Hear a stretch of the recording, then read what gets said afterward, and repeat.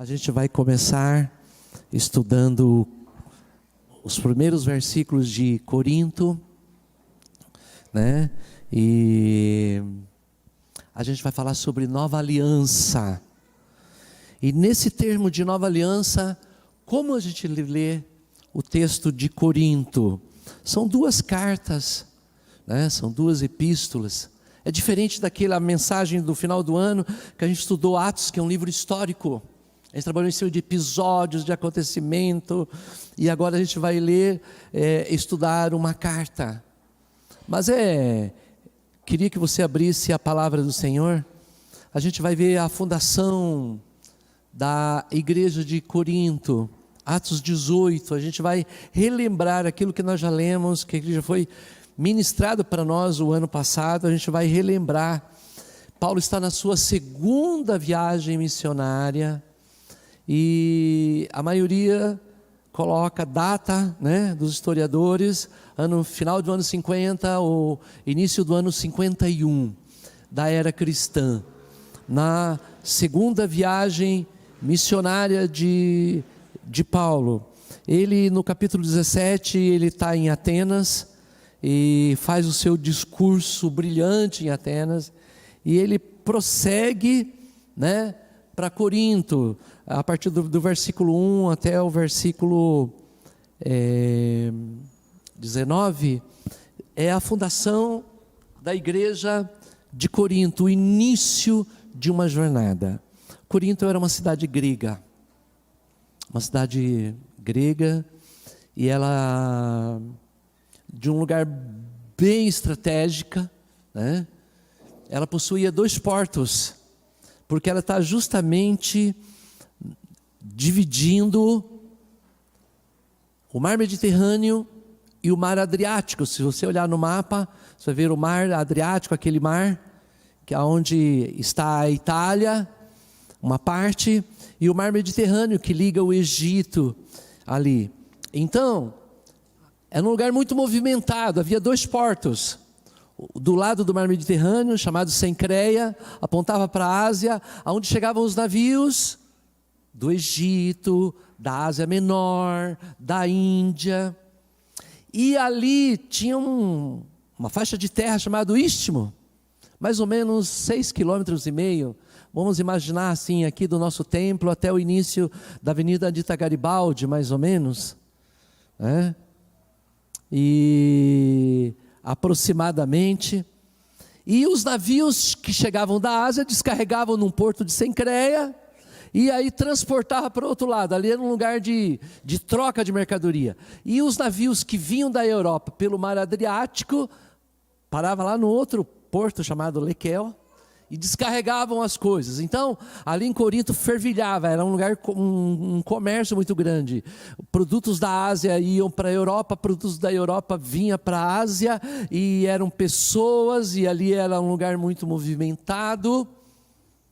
E claro, as pessoas viviam dos impostos dessas mercadorias. Vamos imaginar o nosso Ceasa, mais ou menos, como temos aqui em Curitiba. Os produtores trazem o produto para o Ceasa, quando não tem atravessadores, né, que compra dos produtores, traz os produtos para o Ceasa, aí vai outros lá, buscam no Ceasa, traz para os supermercados, e é onde chega até o consumidor, né? Mais ou menos assim funcionava ali Corinto. Então é um lugar de muito dinheiro, corria dinheiro, mas tinha outras coisas que eram terríveis.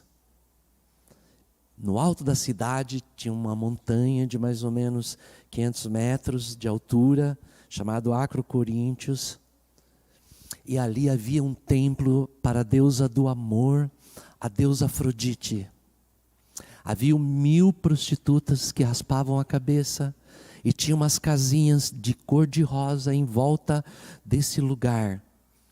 Mas na parte baixa da cidade tinha um templo também ao deus Poseidon, porque de 2 em 2 anos havia os jogos Istmos, ali aonde perdia somente para Atenas, para as Olimpíadas de Atenas, mas tinha competição. Possivelmente Paulo deve ter assistido os jogos tanto que ele faz muita referência aos atletas nas suas cartas. Possivelmente ele pode ter assistido um desses jogos ali na cidade de Corinto. Então, além da idolatria, essa cidade tinha sido destruída 140 anos antes de Cristo, e mais ou menos 46 anos antes de Cristo, Júlio César adotou essa cidade e reconstruiu essa cidade. Então era possível ver essa mistura de idolatria e numa região portuária como aquela, circulação de pessoas, havia muita prostituição, homossexualidade. Os homossexuais chamados de malacói eram vistos, envolvidos nessas práticas.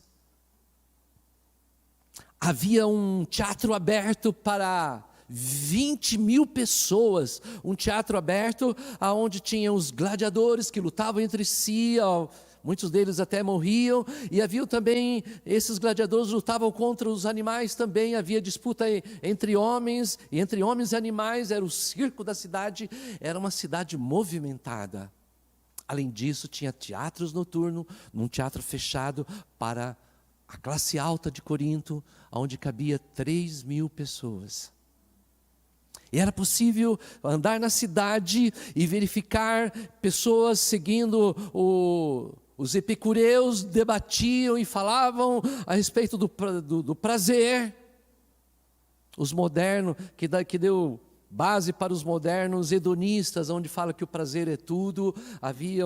Podia haver discípulos assim, grupo de discípulos, poderia haver discípulos também de outros filósofos, dos cínicos e de outros, E também ali na cidade de Corinto, podia haver procissões a deusa Roma, porque o imperador dessa época, o imperador Cláudio, também era adorado. As pessoas queimavam incenso ao imperador e havia o culto ao imperador. Mas Paulo, servo do Senhor Jesus Cristo, o coração dele queimava pelo evangelho. E ele olhava naquele lugar assim, uma circulação enorme de pessoas, nada melhor do que levar a graça de Deus, levar o evangelho e salvar pessoas desse lugar corrompido. E produzir uma igreja seria uma loucura, olhando para a licenciosidade daquele lugar. Mas Paulo vai lá e dá uma olhadinha em Atos 18, a gente vai passar rapidamente ali e verificar o seguinte: depois disso, deixando Atenas, Atos 18 a partir do versículo 1, Paulo foi a Corinto e lá encontrou um judeu chamado Áquila, natural do Ponto, recentemente chegado da Itália com Priscila, sua mulher, porque o imperador Cláudio havia decretado que todos os judeus deveriam sair de Roma. Paulo aproximou-se dele e naquele lugar Paulo também vai iniciar o trabalho missionário com suas próprias forças, e como tinha o mesmo ofício, passou a morar com eles e ali trabalhava, e o ofício deles era fazer tendas. Então Paulo, um casal veio de Roma, e Paulo encontrou eles, ficou morando com eles, possivelmente convertidos em Roma, porque o imperador Cláudio havia expulso os judeus de Roma, e Áquila e Priscila chega até a cidade de Corinto e encontra Paulo, e ali Paulo mora com eles, e fabrica tendas, e comercializa tendas, mas o coração dele, ele era um mensageiro dos céus, disfarçado de fabricante de tendas. Mas ele fabricava tendas durante a semana. No dia do Senhor, ele tinha uma outra ocupação, porque dentro da cidade de Corinto havia uma sinagoga. E ele, além de estabelecer contato com as pessoas, comercializar a tenda, morando com Áquila e Priscila, ele vai procurar pessoas que já têm partes do Evangelho. E ele sabe que os judeus conheciam o Velho Testamento, e a partir dali ele poderia anunciar aquilo que ele tinha no seu coração, que era Jesus. Ele poderia levar as pessoas a provar pelos profetas, pelos ensinos das Escrituras, que Jesus era o Cristo, e foi isso que ele fez. Olha só, versículo 4: e todos os sábados Paulo falava na sinagoga, persuadindo tanto os judeus quanto gregos. Quando Silas e Timóteo chegaram da Macedônia, Paulo se entregou totalmente à palavra, testemunhando aos judeus que Jesus é o Cristo. Ele era uma equipe, certamente os outros também ajudavam na fabricação de tenda. E quando Timóteo e Silas chegam, companheiros de viagem, ele fala: chegou a hora, agora eu posso me entregar totalmente à pregação do Evangelho. E aí ele vai falar da paixão dele, da coisa mais importante que nós temos na nossa vida, a pessoa do Senhor Jesus Cristo. Jesus não é filosofia de vida, Jesus é uma pessoa. E nós somos igreja, povo de Deus, família Barreirinha, para termos relacionamento com a pessoa chamada Jesus. Esta é a nossa missão de vida. Mas claro, irmãos, Jesus, falar de Jesus, falar da cruz de Jesus, falar do sangue de Jesus, não é nada fácil. Como eles se opuseram e blasfemaram, Paulo sacudiu as roupas e disse que o sangue de Jesus caia sobre a cabeça de vocês, e eu estou limpo dele, a partir de agora eu vou para os gentios. E saindo dali, versículo 7, entrou na casa de um homem chamado Tício Justo, que era temente a Deus. A casa dele ficava do lado da sinagoga. E olha o que vai acontecer ali, no versículo 8. Crispo, chefe da sinagoga, creu no Senhor com toda a sua casa. Também muitos dos coríntios, ouvindo, creram e foram batizados. Aleluia, é uma das poucas pessoas que Paulo batiza. Ele vai fazer referência nisso na carta, dizendo a seguinte, quando vai tratar sobre divisão da igreja de Corinto, ele fala: gente, eu batizei pouca gente. E ele fala do Crispo aqui, que ele batizou. Algumas traduções falam Crispo, outras falam Crespo, né? Mas ele era o chefe da sinagoga, e ele aceitou o Senhor Jesus. E muitos dos coríntios vieram para o Evangelho de Cristo. A mensagem da graça de Deus, embora estivesse na casa de Tício Justo, do lado da sinagoga, agora se abre, não apenas para judeus, mas muitas prostitutas sacrificiais do templo de Afrodite conhecem o Senhor Jesus e passam a ser transformados por Jesus. Muitos homossexuais aceitam o Evangelho de Cristo. E Paulo vai deixar isso claro na carta, que eles foram mudados, que eles foram lavados, que eles foram redimidos, que eles foram comprados pelo precioso sangue de Jesus Cristo. E ali naquele pântano moral, de imoralidade, num lugar sombrio, brota a igreja do Senhor Jesus Cristo, com pessoas transformadas pelo Evangelho, com pessoas de esperança de morar nos céus. E muitos, até pessoas abastadas, conheceram o Evangelho, porque o Evangelho é vida, o Evangelho transforma as pessoas, o Evangelho muda as pessoas. Eu gosto muito da biografia de Paulo, quando as pessoas descrevem, mas o que me chama não é só a sua aparência física, que ele era baixo, calvo, tinha um nariz um pouco grande, as sobrancelhas deles eram ligadas uma na outra. Mas o que eu gosto da biografia de Paulo é que testemunho do primeiro século fala assim: tem dias que a gente ouve um homem pregando, e tem dias que a gente ouve um anjo falando para nós. A graça de Cristo. Ele havia sido capturado lá no caminho de Damasco. Ele agora é transformado. Ele não era mais dele. E ele tinha essa grande missão. E ele enfrentava todo e qualquer desafio para falar de Cristo Jesus. E ali, irmãos, a cidade foi impactada. E versículo 9 fala: certa noite Paulo teve uma visão em que o Senhor lhe disse: não tenha medo, pelo contrário, fale e não fique calado. Olha o versículo 10: porque eu estou com você e ninguém ousará lhe fazer mal, porque eu tenho muito povo nessa cidade.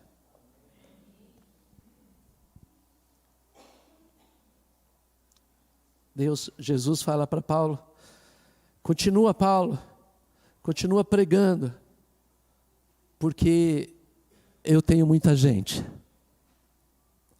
Eu vou falar para os pequenos grupos agora, para os líderes de pequeno grupo, porque muitas vezes a gente ouve: o meu pequeno grupo parece que não cresce, parece que é pouca gente. Eu vou falar uma coisa para vocês, que prega o Evangelho, que sábado à tarde, os consagrados dessa igreja, que sábado à tarde vai fazer visita, vai orar pelas pessoas. Não pare, porque o Senhor tem muita gente para salvar muitas pessoas, e nós não podemos nos calar, amém, irmãos? Nós temos que perseverar na proclamação, no anúncio, porque é isso que faz toda a diferença, o Evangelho do Senhor Jesus Cristo. Aleluia. Versículo 11 diz assim: assim Paulo permaneceu em Corinto 1 ano e 6 meses, ensinando entre eles a palavra do Senhor. Aleluia. Brota uma igreja na cidade de Corinto e uma outra igreja pertinho do porto de Cencreia, um pouco distante uma da outra, mas grupos de pessoas. E Paulo agora vai escrever a sua carta, porque passa-se alguns anos. Ele está aqui praticamente no final da segunda viagem missionária. Ele funda a igreja em Corinto. E ele volta para Antioquia, encerra, vai para Jerusalém, vai para Antioquia. E aí ele encerra a segunda viagem missionária. E quando ele inicia a terceira cidade missionária, ele está na cidade de Éfeso. E algumas pessoas de Corinto, da família de Cloé, vai até encontra o apóstolo Paulo e começa a falar assim, que aquela igreja, entre 3 ou 4 anos de existência, de vida, havia alguns problemas pontuais. E Paulo então, da cidade de Éfeso, ele escreve a sua primeira carta aos Coríntios. Na verdade ele escreve 4 cartas, mas nós temos apenas 2 das cartas. E como que a gente vai entrar em Corinto? A gente tem que analisar o conteúdo de Corinto, como a gente pode olhar para a carta de Corinto. Irmãos, as epístolas em geral, elas são para orientações específicas. Paulo, ele não é legislador. Tem muitas coisas que a gente pode extrair princípios para aplicar para a nossa vida, mas precisa de contextualização. E não pegar como doutrina. Doutrina, irmãos, a gente olha para a pessoa do Senhor Jesus Cristo, amém? Para Deus, o Pai, no Velho Testamento, para a vida do Senhor Jesus Cristo, que é legislador. É claro que essas cartas servem muito para nós, nos alimenta muito. E graças a Deus pelo texto de Paulo, mas a gente tem que contextualizar e não confundir isso. Por exemplo, as prostitutas sacrificiais muitas delas aceitaram Jesus, tiveram a vida mudada e iam para a igreja com a cabeça raspada. Mas isso poderia criar uma dúvida na cabeça das outras pessoas de fora. Será que esse grupo aí que está do lado da sinagoga aí pregando, aprova também a mesma coisa que fazem no templo de Afrodite? E aí Paulo recomenda para elas, até o cabelo delas crescerem, elas usarem véu. Nós não podemos pegar o texto que Paulo fala para os coríntios, para as mulheres de Corinto, especificamente naquele lugar, devido a um problema específico, usarem véu até o cabelo crescer, e dizer que nós hoje temos que as irmãs têm que orar com o véu. Mas existe um princípio atrás disso. O princípio que nós temos que ser separados do mundo. Que nós temos, que nosso testemunho, a nossa forma de vida, nós não podemos nos misturar com o pecado. Como princípio nós podemos ter, mas aplicar a literalidade disso seria um erro. E é assim que nós devemos ler Corinto. Entenderam, irmãos?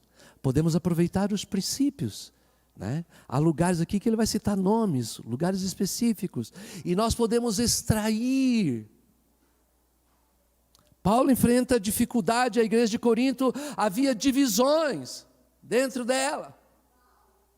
Como torcedores de futebol, uns aqui na carta de Corinto votaram no Bolsonaro, outros votaram no Lula, e estava dando problema dentro da igreja. Brincando, irmãos. Naquele tempo não tinha nem o Bolsonaro nem o Lula, tá? Mas seria a mesma coisa nós ficarmos divididos por causa dessas coisas. Nosso reino é eterno, é muito melhor, né, irmãos? Quer ficar discutindo essas coisas, né, irmão? Nós vamos morar no céu. O nosso rei é Jesus, amém, irmãos? Mas lá na carta de Corinto, tinha uns que apoiavam Apolo, que era de Apolo, dizia que era de Paulo, outro que dizia não sei o que e tal, e estava dando confusão. Havia uma refeição antes da Santa Ceia, o ágape, e então os mais ricos não esperavam os mais pobres, uns traziam filé contra filé, e os outros não tinham nada, tinha escravo que se convertia. Paulo chega e estava dando divisão, e Paulo vai pôr em ordem a casa. Havia abuso na área de dons espirituais, onde só oravam em línguas estranhas e não tinha pregação, e Paulo vai organizar o culto. E isso nós vamos estudar nessa viagem maravilhosa de 1ª e 2ª Coríntios.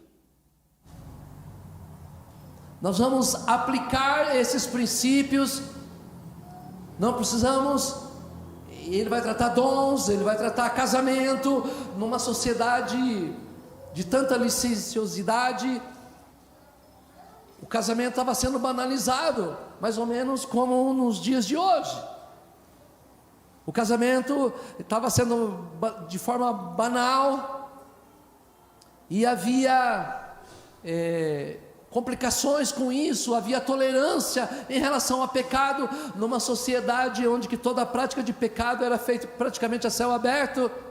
Então eles estavam passando por cima de um grande pecado ali na igreja de Corinto, e Paulo vai dizer que não concorda com isso.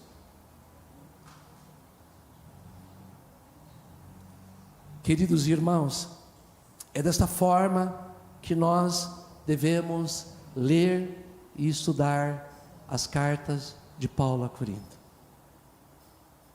Havia também pessoas questionando a autoridade de Paulo.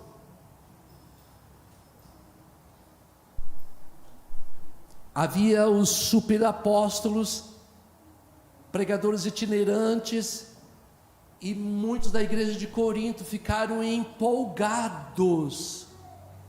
Parece que prega melhor que o apóstolo Paulo. Será que Paulo realmente foi um apóstolo? Seria mais ou menos hoje como as pessoas veem determinados cultos pela televisão. Nossa, parece que é muito diferente, parece que tem mais bênção nessas igrejas. Olha, será que estamos certinho mesmo? Porque parece que o milagre não está acontecendo na nossa igreja. Será que estamos em pecado? O que está acontecendo? Acho que a outra igreja lá é muito mais bonita, tem mais investimento, o templo é maior, tem estacionamento coberto. E aí as pessoas acabam mudando de igreja, porque acham uma coisa mais bonita do que a outra, e esquece de olhar para a palavra do Senhor, porque eu e você, nós temos que ser guiados pela palavra do Senhor. Amém, irmãos?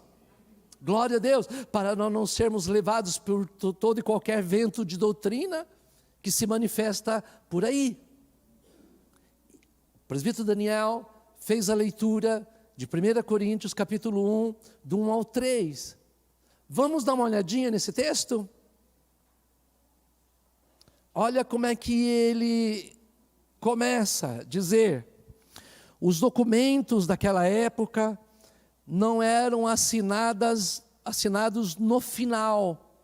Hoje a gente vai mandar uma carta, um documento, a gente põe a data, a gente põe o destinatário, a gente compõe a carta, e depois lá no finalzinho do documento, ou memorando que seja, atenciosamente, ou PS, fulano de tal.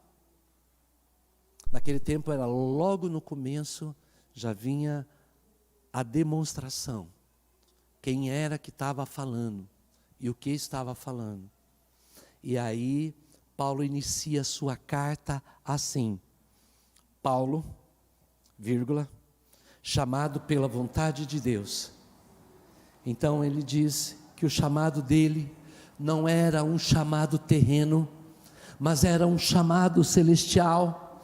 Paulo, chamado pela vontade de Deus para ser apóstolo de Cristo Jesus. É assim que ele começa a sua carta: Paulo, apóstolo de Cristo Jesus. Eu estou aqui mandando essa carta, mas eu não estou por minha própria autoridade. Alguém me comissionou. Eu não me auto-intitulei apóstolo. Eu estou como apóstolo da pessoa do Senhor Jesus Cristo. Embora ele vai deixar bem claro na sua carta que ele não tem nenhum orgulho. Aliás, ele fala que ele é um abortivo, um apóstolo nascido fora do tempo, mas ele foi conquistado por Cristo Jesus. Ele se sente comissionado, enviado por Cristo Jesus. E Paulo, ele é muito humilde em relação aos seus companheiros. Quando ele escreve a sua carta, havia um irmão de Corinto que também estava com ele ali naquele tempo, da cidade de Éfeso, era o irmão Sóstenes. E ele diz assim: Paulo, apóstolo de Jesus Cristo, e o irmão Sóstenes. Paulo, eu queria dizer para vocês que a gente consegue ver nas cartas dele e aqui em Corinto, um pastor em ação. Quer ser pastoreado por Paulo? Leia essa carta, partilhe conosco, participe dos pequenos grupos, e você vai ver um pastor cheio de amor, pastoreando as suas ovelhas. E ele faz questão, havia um irmãozinho simples, mas estava com ele, e é ele que vai escrever, mas ele coloca como destinatário o irmão, ele inclui junto com ele faz questão de trazer o irmão do lado dele, mesmo que esse não fosse apóstolo, mas ele utiliza aqui a palavra irmão na sua carta. Sabe, irmãos, a gente tem o hábito de chamar a outra: paz do Senhor, irmão, paz do Senhor, irmã. Sabe de onde que veio esse hábito de chamar os outros de irmãos? Paulo, nas cartas dele. É nas cartas de Paulo que ele chama os outros de irmãos. E para nós chamarmos uns aos outros de irmãos, para nós não é nenhum peso, não é nenhum fardo, irmãos, é uma alegria, amém, irmãos? Amém. Vocês me consideram eu como irmão de vocês? Amém. Glória a Deus. Sentimos-nos irmãos uns dos outros, glória a Deus, aleluia. E aí ele fala assim: a igreja de Deus que está em Corinto. Quando ele fala isso, ele está dizendo o seguinte: a cidade de Corinto está mergulhada no pecado, mas dentro dessa cidade mergulhada no pecado está a igreja de Deus, que é diferente do mundo do pecado. Aqui Paulo coloca muito claro que apesar de uma vida pregressa, eles haviam encontrado Jesus, o coração deles havia mudado, e agora eles pertenciam à igreja de Deus, a igreja do Senhor. Eles estavam, conforme aquela oração sacerdotal de Jesus em João 17, eles estavam no mundo, mas eles não eram do mundo. Eu queria dizer isso para você também, irmão, repetir essa frase para a tua vida: você está no mundo, mas você não é do mundo. Você é de Jesus, amém, irmão? Você é membro da família de Deus. do corpo de Cristo. Diga isso para o irmão que está perto: você é membro do corpo de Cristo.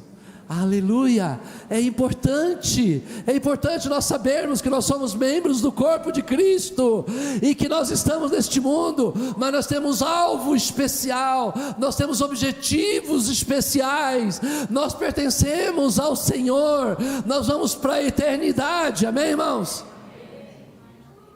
Aí ele fala assim: a igreja de Deus que está em Corinto, aos santificados em Cristo Jesus, chamados para ser santos, com todos os que estão em todos os lugares, invoca o nome do Senhor Jesus Cristo, Senhor deles e nosso. Santificados em Cristo Jesus. Nós somos membros do corpo de Cristo, comprados por Cristo, adquiridos por Cristo, santificados não pelos esforços próprios, mas santificados, renovados pela ação do Espírito Santo de Deus, pelo sangue do Senhor Jesus Cristo. E Paulo deixa bem claro, eu estou mandando essa carta ao povo de Deus que está em Corinto, que são santificados para a glória de Deus, comprados pelo amor, e agora vivem pelo amor. Conta-se a história de Abraham Lincoln. Abraham Lincoln foi o 16º presidente dos Estados Unidos. Abraham Lincoln foi o que assinou a Lei Áurea dos Estados Unidos, proibindo a escravatura.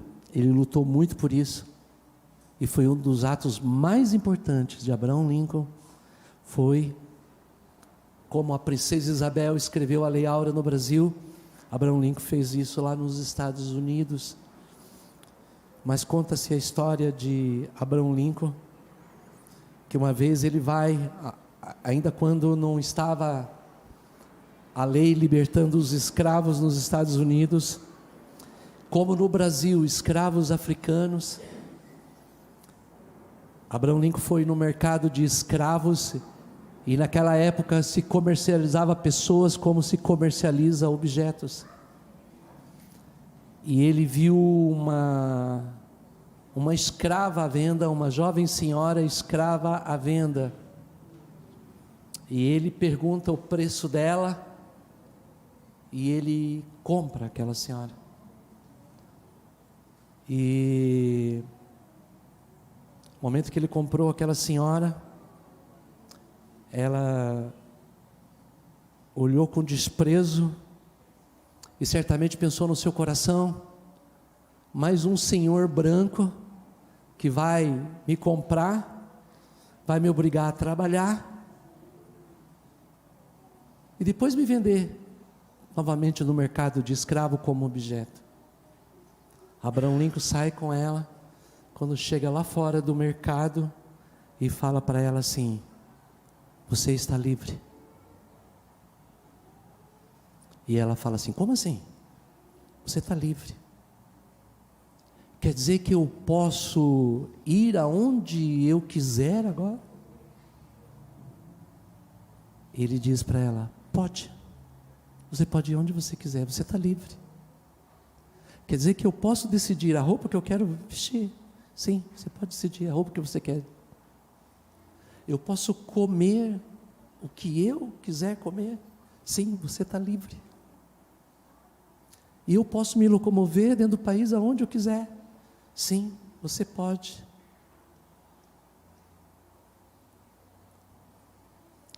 Aí ela olha para ele com os olhos cheios de lágrimas e fala assim: eu quero ir com o Senhor. Quero morar, quero trabalhar na sua casa. Quando Paulo escreve aos Coríntios, em primeiro lugar, é essa experiência que Paulo tem com o Senhor. Ele se sente comprado por Cristo Jesus, livre por Cristo Jesus. E é essa mensagem desse pastor Paulo que ele vai trazer na carta de Corinto, que nós vamos beber as palavras de Corinto, de 1ª e 2ª Coríntios, aí nos próximos meses, nós vamos olhar para eles, e quando Paulo assim fala assim, santificados em Cristo Jesus, escravos resgatados, livres, mas que agora não quer ficar longe do Senhor da graça, do Senhor dos exércitos, do Senhor que nos ama, do Senhor que morreu por nós.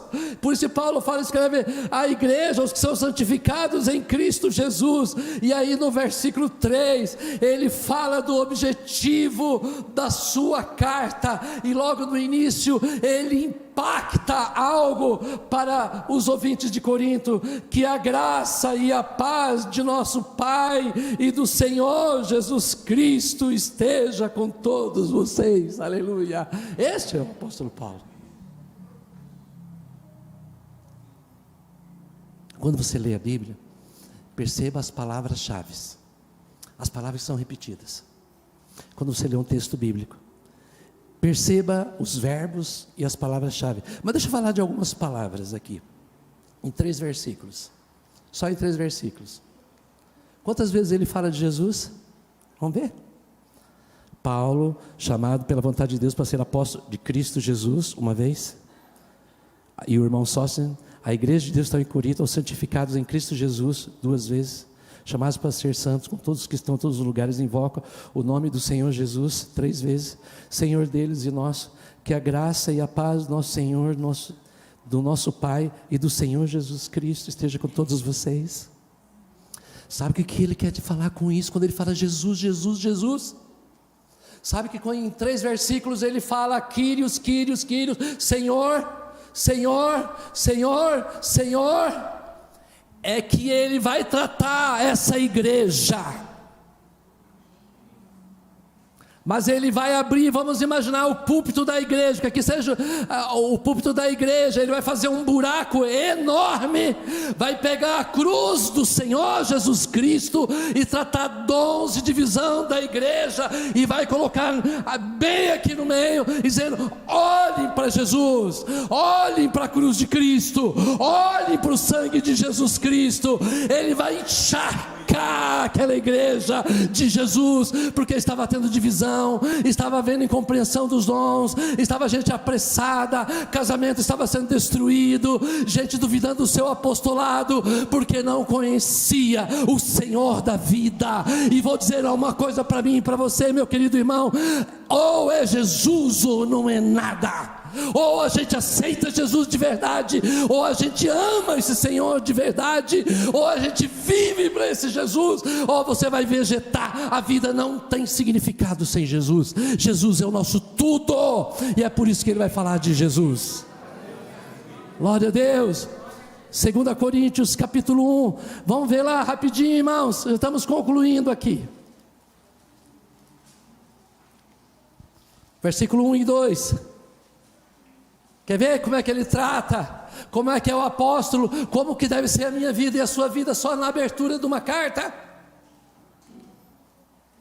Paulo, apóstolo de Cristo Jesus, pela vontade de Deus.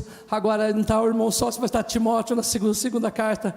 A igreja de Deus está em Corinto, e a todos os santos que está em toda a Caia. Corinto é a capital da Caia. O evangelho já tinha se espalhado, já tinha atingido Cencreia, 2 igrejas grandes, 2 grupos grandes em Corinto, e agora toda a região da Caia havia sido visitado pela palavra. Então ele escreve, e novamente ele atropela os irmãos no versículo 2, que a graça e a paz de Deus nosso Pai e do Senhor Jesus Cristo esteja com vocês. Esse Paulo tinha uma paixão por Jesus, ele era governado por Jesus. Assim deve ser a minha vida e a sua vida, meu querido irmão. No 2 Coríntios capítulo 11, aliás, capítulo 12, ele vai apresentar o seu apostolado. Eu só vou ler 2 Coríntios capítulo 12,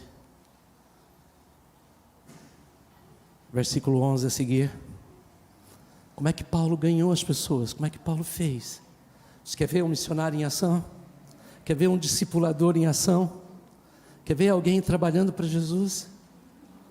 Olha aí, fiz-me louco, mas vocês me obrigaram a isso. Eu deveria, capítulo 12, versículo 11, eu devia ter sido recomendado por vocês, pois em nada fui inferior a esses superapóstolos, ainda que nada sou. Pois as minhas credenciais de apóstolo foram apresentadas no meio de vocês, com toda a paciência, por sinais, prodígios e maravilhas, pois em que vocês foram inferiores às demais igrejas, senão o fato de eu não ter sido pesado a vocês. Perdoe-me a injustiça. Eis que pela terceira vez, ia fazer a terceira visita dele, né? Estou pronto para visitá-los e não serei um peso para vocês, pois não estou interessado no bem de vocês, e sim em vocês mesmos. Não são os filhos que devem juntar riqueza para os pais, mas os pais para os filhos. Paulo olhava para aquela igreja de Corinto e tratava eles como filhos. É esse pastor, vamos aqui, entre aspas, esse pastor. Paulo era pastor. Eu juntava as duas coisas. Não estou falando vocês, não é os filhos que devem tesourar para os pais, mas os pais para os filhos. Versículo 15, eu de boa mente gostaria de me deixarei gastar em favor de vocês, se os amo, com todo aquele problema, se os amo cada vez mais, será que vou ser amado cada vez menos? Seja quando for, eu não sou um peso para vocês, no entanto, sendo astuto, eu os prendi com astuto. Paulo aqui, ele é cínico, ele vai falar de forma humorada com eles. Será que eu explorei alguém? Vocês por meio de alguém que lhes enviei? Pedi a Tito que fosse até e mandei com ele outro irmão. Será que Tito explorou vocês? Não é verdade que temos andado no mesmo espírito, não seguimos as mesmas pisadas? Eu acho que os apóstolos dos dias de hoje, os que vendem toalhinha, os que vendem sal, os que vendem cajado, os que vendem fotografia, no interior de São Paulo, uma determinada igreja, que não é a gloriosa, né? O pastor fez um almoço, e depois no final falou assim, um almoço com a igreja, distribuiu umas laranjas, a laranja ioa, que tem mais semente, falou assim, não jogue fora a semente, guarda a semente. Aí as pessoas guardaram a semente. Aí falou assim, quantas sementes você tem? Sabe, a oferta que você vai dar para a igreja é R$10 cada sementinha.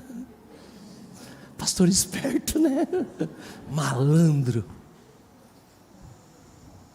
Tem uns pastores por aí, irmãos, de verdade, que eu tenho vontade de comprar um taco de beisebol e resolver. Ô pastor danado, né? Aproveitando das pessoas, né? Graças a Deus que nós não somos assim, né, irmãos? Glória a Deus. Graças a Deus que nós não somos assim. Glória a Deus, e nem o apóstolo Paulo era assim.